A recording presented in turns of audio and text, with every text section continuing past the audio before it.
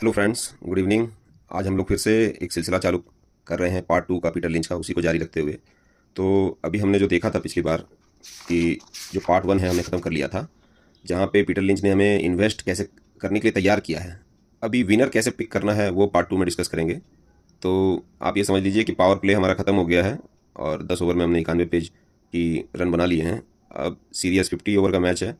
फिर जो है तीसरा जो पार्ट है वो भी एक दूसरा पावर प्ले है, वो भी निकाला जा सकता है। जो सीरियस डिसाइडिंग बुक है, कोर कंटेंट है बुक का, वो पार्ट 2 है, दैट इज स्पीकिंग विनर। तो यहाँ पे जो है स्पिन गूगली कई चीज़ें देखेंगे और यही हमको डिसाइड करेगी कि हम ये बुक से सब कुछ निकाल पा रहे हैं कि नहीं, जो है बुक्स देना चाह रहा है। तो let us proceed with part 2। हम लोग सीधा इसी पे रुक करेंगे। तो इस पार्ट में हमें डिस्कस करेंगे कि जो है आपके पास जो भी है कैसा एज है, प्रॉमिसिंग इन्वेस्टमेंट कैसे खोजें, जो आप ले रखे हैं उसको कैसे इवेलुएट करें। 6 डिफरेंट कैटेगरी ऑफ स्टॉक को करेंगे, कैरेक्टरिस्टिक्स ऑफ परफेक्ट कंपनी क्या है, कौन सी कंपनी अवॉइड करनी चाहिए, अर्निंग की इंपॉर्टेंस क्या है और क्या क्वेश्चंस पूछने चाहिए, फेलियर कैसे होते हैं, सक्सेस कैसे होता है, कंपनी की जो है प्रोग्रेस कैसे मॉनिटर करते हैं। तो ये सारी चीज़ें इसमें रहेगी। तो let us start with the chapter stalking a 10 bagger. 10 bagger का पीछा कैसे करें, कैसे मिलेगा हमें। तो 10 बैगर को खोजने की जो सबसे बढ़िया जगह है, घर के पास है, आंगन में है, शॉपिंग मॉल में है, जहाँ आप काम करते हो वो है। ज़्यादातर 10 बैगर का हमने पहले भी जिक्र किया है, जैसे डंकिन डोनट्स वगैरह जो भी है, पेप बॉयज़, जिनकी कामयाबी की पहली झलक देश के हज़ारों लोकेशन पर व्याप्त थी, मौजूद थी। जैसे कि मान लीजिए एग्जांपल, सेंट्रल ओहियो का जो कस्टमर है उसको पता चल गया कि भाई ये केएफसी जो है कि कितना ज़बरदस्त कंपनी है, और जो है बाकी लोगों को, वॉल स्ट्रीट वालों को बहुत बाद में था लगी इसकी। तो वो कहना चाह रहे हैं कि जो एक आम इंसान है इस तरह के सौदे से लगभग 2 से 3 बार साल में टकराता है, अपॉर्चुनिटी उसको दिखती है।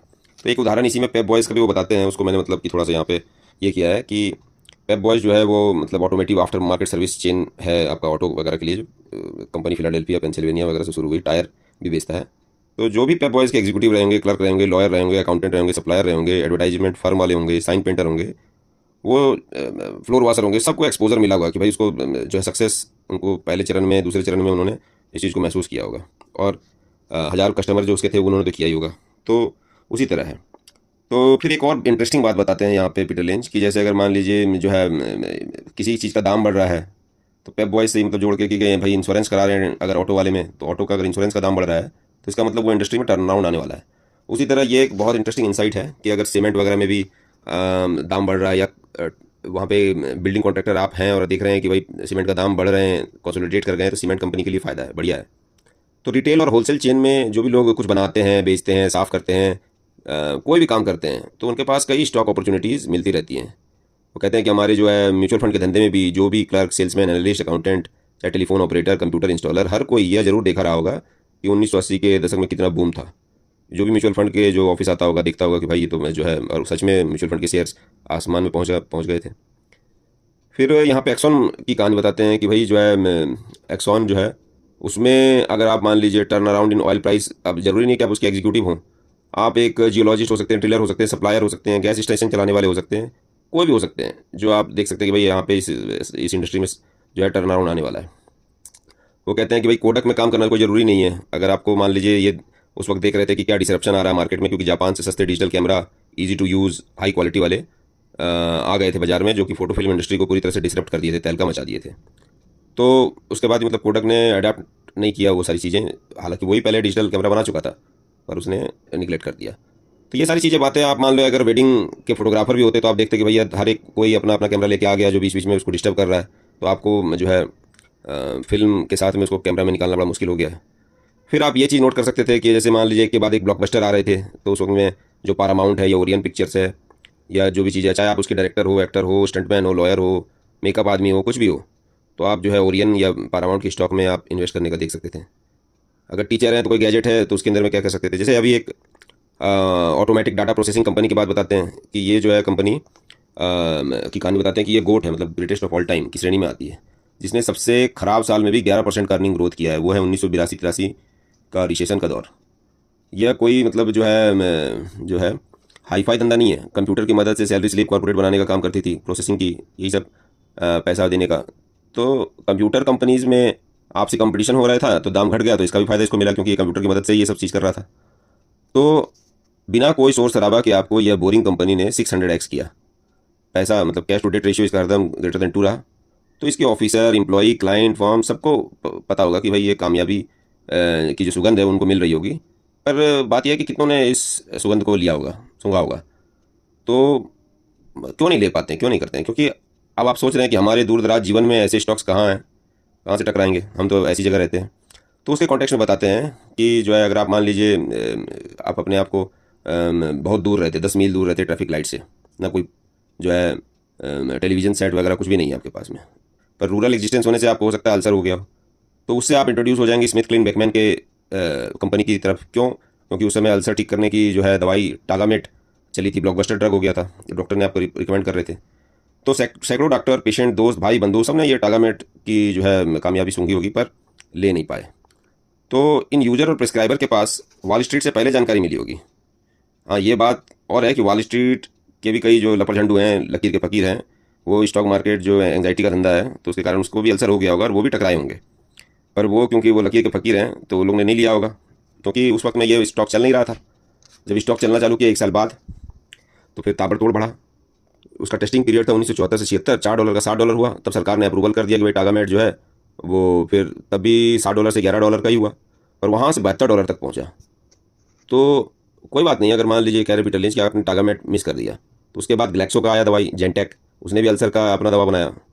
तो 1983 में उसको भी अप्रूवल मिला, तब $60.5 का था, और 1987 में $30 का हुआ। 4 वगैरह आपको मिला 4 साल में। तो जिन डॉक्टर ने टागामेट और जेंटेक दवा लिखा होगा वो लोग भी क्या लिए होंगे? तो पीटर लिंच कहते हैं मुझे नहीं लगता लिए होंगे। ज़्यादा चांस यह है कि डॉक्टर तेल के खेल रहे होंगे। उनको लगा कि भाई जो यूनियन ऑयल ऑफ कैलिफोर्निया का टेक ओवर हो रहा है, तो फिर हम इसको ही ले लेते हैं। तो जबकि यूनियन ऑयल मार्केटिंग एग्जीक्यूटिव शायद जो ड्रग स्टॉक्स खरीद रहे थे, जैसे खासकर हॉट इशूज़ थे, अमेरिकन सर्जिकल सेंटर्स, जो 1982 में $18 से 5 सेंट पर पहुंच गए। मल्टी बैगर बनाने की जगह आपको मल्टी बैगर बना दिया। तो अगर आप डॉक्टर से वोट करवाओगे तो बहुत कम प्रतिशत आपको अपने क्षेत्र में जैसे जो मेडिकल स्टॉक्स में निवेशित मिलेंगे। आप शू स्टोर ओनर से पूछेंगे तो आपको ज़्यादा आपको एरोस्पेस में इन्वेस्टेड मिलेगा आदमी। एरोस्पेस इंजीनियर से पूछोगे तो जूते के स्टॉक में इन्वेस्ट कर रखा है, खरीद बेच रहा है। तो मतलब क्या स्टॉक घास की तरह है जो दूसरे के पाले में ज़्यादा हरी दिखती है? तो देखो ये चार्ट दिखा रहे हैं, ये स्मिथ क्लीन बेकम जो है उसकी, कि अगर आप इन्वेस्ट करते जब गवर्नमेंट अप्रूवल दिया था उसके बाद में भी, तो 3 बैगर आप बना लेते। तो या फिर इतने करीब का जाना पहचाना आइटम मल्टी बैगर हो सकता है, ये हमें भरोसा ही नहीं होता। हमें लगता है कि भैया ये सब मल्टी बैगर तो हाई फाई जन्नत की दुनिया में होता होगा, इस टाइप की जो हमारी सोच है। नहीं तो फिर क्यों डॉक्टर साहब जो दवाई का धंधा अंदर बाहर दोनों से समझते हुए भी स्लमबर्गर जैसी ऑयल सर्विस कंपनी में निवेश करने में ज़्यादा सहज महसूस करते हैं? वहीं स्लमबर्गर के जो मैनेजर हैं वो जॉनसन एंड जॉनसन खरीद के खुश है, या कोई और अमेरिकन घरेलू प्रोडक्ट। देखो बेटा, ये सच है कि किसी स्टॉक को अगर चलना है तो वो चलेगा, आपके जानने न जानने से उसकी चाल पे कोई असर नहीं पड़ेगा, ठीक है। पर मुख्य बात यह है कि कच्चे तेल का अगर कोई एक्सपर्ट है तो वो ज़्यादा बढ़िया परिस्थिति में रहता है कि कब स्लमबर्गर लेना है, कब बेचना है। डॉक्टर ज़्यादा बढ़िया पोजीशन में रहता है कि कब कौन सी दवा चलेगी नहीं चलेगी, तो उससे रिलेटेड उसकी अच्छी नॉलेज रहेगी। कोई तेल का खिलाड़ी है जो टागामेट के चक्कर में स्प्लिट क्लीन ले लिया और उसको ये भनक ही नहीं लगेगी कि आप पेशेंट अल्सर की दूसरी दवा पर स्विच कर गए हैं। अब जब ये बात उसको तब पता चलेगी जब स्टॉक ऊपर से 40% गिर जाएगा, क्योंकि ऑलरेडी तब तक मतलब लेट हो जाएगा, मार्केट डिस्काउंट कर दिया बैड न्यूज़ को। तो हम मतलब ये जो है एक दूसरा आर्टिकल चालू किया है, डबल एज। तो मतलब कि दो बात कर रहे हैं कि एक तरफ तेल एग्जीक्यूटिव के बहाने से प्रोफेशनल ज्ञान के भरोसे स्टॉक में इन्वेस्ट करने के लिए कह रहे हैं, और दूसरी तरफ पहले कह रहे थे कि भाई कंज्यूमर जो है एज में रहता है, और जहाँ पे भी आप कस्टमर हैं वहाँ पे आप मतलब ये लीजिए। तो ये कह रहे हैं कि जो देखिए प्रोफेशनल एज आपका तब मददगार ज़्यादा होता जब इंडस्ट्री साइक्लिक है और कंपनी कई समय से स्थापित है, तब उसमें एंट्री और एग्जिट की जो टाइमिंग में हेल्पफुल होता है। जैसे केमिकल क्योंकि एज ए केमिकल प्रोफेशनल आपको पहले पता चल जाएगी कि पीवीसी का डिमांड बढ़ रहा है, दाम मार्केट में बढ़ रहा है, प्राइसिंग पावर जो है उसकी बढ़ रही है, मतलब जो एक्सेस इन्वेंट्री है जो कम हो रहा है। तो नया कोई कंपटीशन फिलहाल नहीं आ रहा, नया कोई प्लांट नहीं आ रहा, अंडर कंस्ट्रक्शन में नहीं है, आने में 2-3 साल लगेगा, मतलब जो है मौजूदा कंपनी उसका ज़्यादा मुनाफा होगा। एग्जाम्पल बताते हैं इसमें कि गुडियर टायर जो है, और मान लीजिए उसको आप वैंग लेबोरेटरीज, दो आपके पास ऑप्शन है। तो आप जो है कि वैंग लेबोरेटरी कंप्यूटर का अगर आपको क ख ग नहीं मालूम तो फिर वैंग लेबोरेटरी में आप क्यों जा रहे हैं? तो हर जगह आप टर्न अराउंड देख सकते हैं। तो उसका मतलब बोलने का मतलब चाहे सर्विस इंडस्ट्री हो कहीं पे भी हो, तो वो कैसे देखेंगे?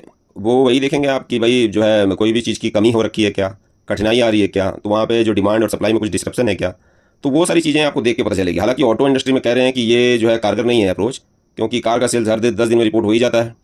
स्टॉक मार्केट या वॉल स्ट्रीट को मतलब कार का दीवाना होता है, उससे ऑब्सेशन है। तो वो कह रहे हैं कि भाई कई बार ये जो है हर बार टर्न अराउंड ही प्ले करने की जरूरत नहीं है। बैलेंस शीट में भी हिडन एसेट हो सकती है, किसी के पास ज़मीन हो सकता है जो मान लीजिए बैलेंस शीट में उसके दाम 1940 वाला रखा हुआ है। तो उस तरह के अगर कोई है तो बड़ा करीबी वाला ही जान सकता है कि इसके पास में क्या इस तरह का है। जैसे गोदरेज प्रॉपर्टीज़ के पास में मतलब मुंबई में प्राइम का बहुत लैंड हो सकता है, तो एक एग्जांपल बताते हैं इसी क्रम में, लॉजिक में, कि स्टोरर कम्युनिकेशन एक ऐसा था। तो ये हिडन एसेट का भी प्ले पीटर लिंच कई बार कर चुके हैं, तो उसके बारे में बताते हैं कि स्टोर कम्युनिकेशन की जो है उसके वर्कर ऑपरेटर ये भनक आराम से लग गई होगी कि इसका जो पूरा नेटवर्क का जो वैल्यू है $100 पर शेयर और बाज़ार में $30 पर शेयर की में बिक रहा है। ठीक है, तो वही बता रहे हैं। तो अगर आप मान लो इसको 35, 40, $50 में भी घुसे होते, वेट कर रहे होते, तो दाम मिलना तय था। और हुआ भी यही। स्टॉक जब डिलिस्ट हो गया बाजार से और उसके बाद उसमें $93.5 मिला, तो फ़ायदा ही देकर गया। अब सारा किताब में यही कहानी पीटर लिंच बताएंगे। उससे बढ़िया वो कह रहे हैं कि कंज्यूमर एज रहता है इन पिकिंग आउट विनर्स, खास करके नए और छोटे तेज़ी से बढ़ते कंपनी में। चाहे कोई भी है, जो प्रोफेशनल हो, कंज्यूमर हो, या कोई अपना स्टॉक डिटेक्शन सिस्टम बनाओ जो वॉल स्ट्रीट से हट के हो। मतलब क्योंकि वॉल स्ट्रीट में क्या दिक्कत है, क्योंकि वहाँ पे खबर लेट से आएगी। अब अपना एज के बारे में बात करते हैं पीटर लिंच कि भाई मेरे पास क्या खास एज है। अब जो जैसे मान लीजिए वो कह रहे थे कि पहले भी जिक्र किया था पहले चैप्टर्स में कि पेबल बीच उन्होंने मिस कर दिया था, क्योंकि उनको पता ही नहीं था कि गोल्फ कोर्स भी जो है वो लिस्टेड होता है। तो जो पेबल बीच में उन्होंने गलती करी, कस्तूरी कुंडली बसे मृग ढूंढे बनमाही, वो वाली गलती म्यूचुअल फंड के धंधे में नहीं की उन्होंने। कह रहे हैं क्योंकि गोल्फ तो एक हॉबी थी उनकी, पर ये तो रेगुलर फुल टाइम काम है इनका। तो ये कहता है कि मैं म्यूचुअल फंड के धंधे में पनपते ट्रेंड को वॉल स्ट्रीट के एनालिस्ट के परस्पर महीनों पहले पहचान लेता हूँ। 1980 में भी पहचान लिया था। जो लोग म्यूचुअल फंड का प्रॉस्पेक्टर छापते थे वो भी नोटिस किए होंगे। वो बड़ी मुश्किल से म्यूचुअल फंड में जो है आते नए निवेशक का ब्यौरा रख पा रहे थे। म्यूचुअल फंड के जो है सेल्स वाले जो घूम रहे थे, उन्होंने नोट किया होगा कि म्यूचुअल फंड बूम कितना हो रहा है, कैसे $1 बिलियन पैसा आ रहा है इन्वेस्टमेंट के लिए। म्यूचुअल फंड का मेंटेनेंस सर्विस देने वाली कंपनी जैसे ड्रेफूस कॉर्प, फेडरेटेड, फ्रैंकलिन या फिडेलिटी वालों ने नोट किया होगा। म्यूचुअल फंड इंडस्ट्री ऐसे कमा रही थी जो कभी नहीं देखा गया था। फिडेलिटी पब्लिकली लिस्टेड नहीं थी, पर ड्रेफूस तो थी। 1977 का 40 सेंट का स्टॉक 1986 में $40 का हो गया, 100x इन केवल 9 साल। और यह तब हो रहा था जब लाउजी मार्केट था। फ्रैंकलिन 138x हुआ, फेडरेटेड 50x हुआ, और उसके बाद एटना ने उसको खरीद लिया। मैं स्टोरी पर पकड़ बनाया था, सब सही था, अर्निंग ऊपर जाते गए, मोमेंटम तो होना ही था। पर मैंने कितने पैसे बनाए? नील बटा सन्नाटा। क्यों? मैंने एक भी शेयर ही नहीं खरीदा, और जब तक एहसास हुआ तब तक देर हो चुकी थी। लगता है डॉक्टर्स के जैसे मैं भी यूनियन ऑयल ऑफ कैलिफोर्निया पर सोचने में बिजी था। जब भी मैं ड्रेफूस का चार्ट देखता हूँ मेरे छाती में सांप लौटता है, और मैं सलाह इसी निष्कर्ष में पहुँचता हूँ कि जो जानते हो उस पर इन्वेस्ट करो। बाई व्हाट यू नो, या invest in things you know about. और यही सलाह मैं आप लोगों को देना चाह रहा हूँ। इस तरह की अपॉर्चुनिटी हमें मिस नहीं करनी चाहिए बार बार, और मैंने करी भी नहीं। 1987 में मुझे ड्रेफूस जब मार्केट गिर गया तो दोबारा लेने का सौभाग्य प्राप्त हुआ, और मैंने लिया भी। फिर यहाँ पे जो है ग्रेट अपॉर्चुनिटीज़ ओवरलुक्ड, इसमें बताते हैं कि लिस्ट बिलो, जो ये लिस्ट दिख रही है, वो बताती है कि कितने 10 बैगर थे, या तो मैंने निगलेक्ट कर दिए या तो जल्दी बेच दिए। तो वो तो लिख के दिए थे यहाँ पे, और यहाँ पे मैंने फिर भी इसको थोड़ा सा जहमत उठा के कि कौन सा क्या धंधे में था उसको मैंने नोट किया है। तो वो आप यहाँ पे देख सकते हैं, और उसका जो है इंडियन काउंटर पार्ट है भी कि नहीं है, कि जो है तो कौन सा है, वो आप देख सकते हैं। मैंने एक बार नोट करके दे दिया है वैल्यू एडिशन के लिए। तो प्लीज़ भाई लोग जो है प्रीवियस वीडियोज़ भी देखो, और लाइक शेयर सब्सक्राइब जरूर कर देना। Thank you.